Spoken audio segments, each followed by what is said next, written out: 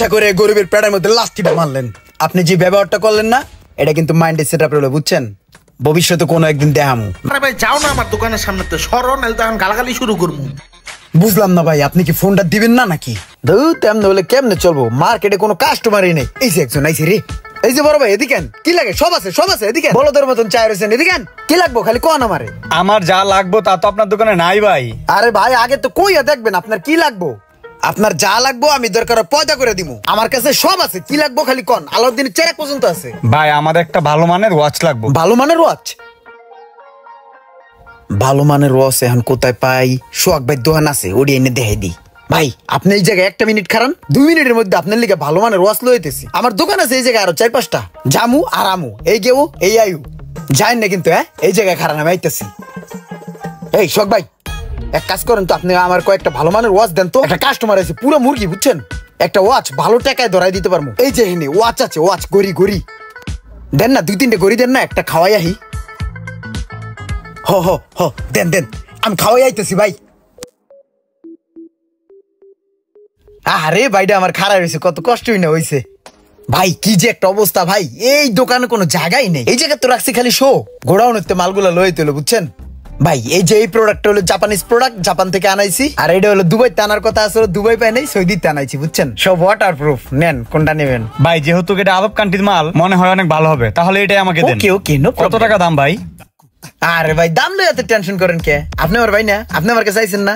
এই ছোট মোটো একটা জিনিস লয়ে কি দামাদামি করবো? দাম লয়ে কি আটকায় থাকবো? লয়ে দেন ভাই। এমনি কাস্টমার কাছে কোন 8,000 10,000 যার কাছে কোন যা লয়ে পারি, আপনি যা পারেন দেন তো ভাই। আপনার লগে আমার অন্য ধরনের একটা ইয়া হয়ে গেছে, দেন ভাই। 8,000 না 10,000 না, আমি আপনারে 6,000 টাকা দিলাম, এটা আপনি রাখেন। আরে ভাই লস লস হয়ে যায়, ঠিক আছে তাহলে আসি। হ্যাঁ ওকে। ওয়ালাইকুম আসসালাম। কতগুলো টাকা চালাইলাম, যাই শখ ভাই এটা যাই ফেরত দিয়ে।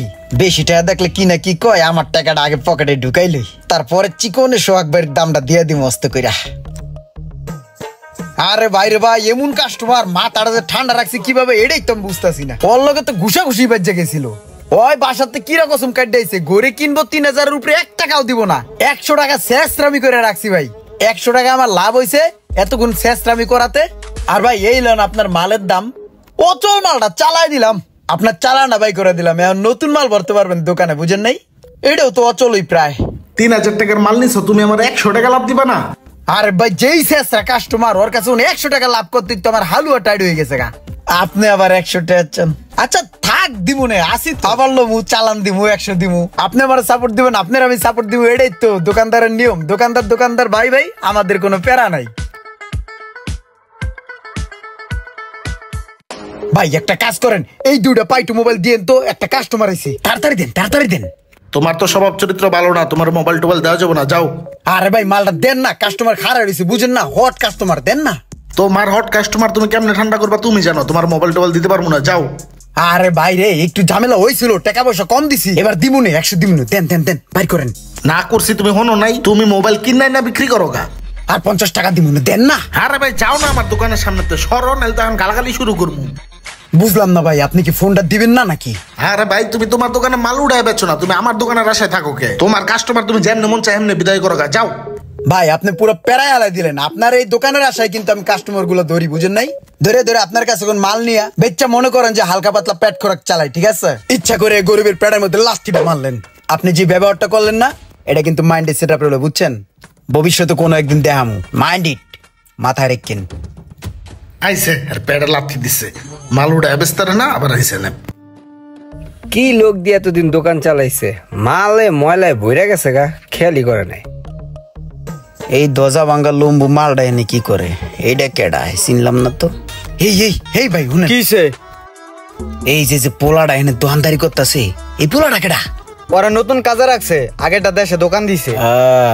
আইসি, কোনো সমস্যা? ঠিক আছে, তাহলে ব্যাপারটা দেখতে হয়।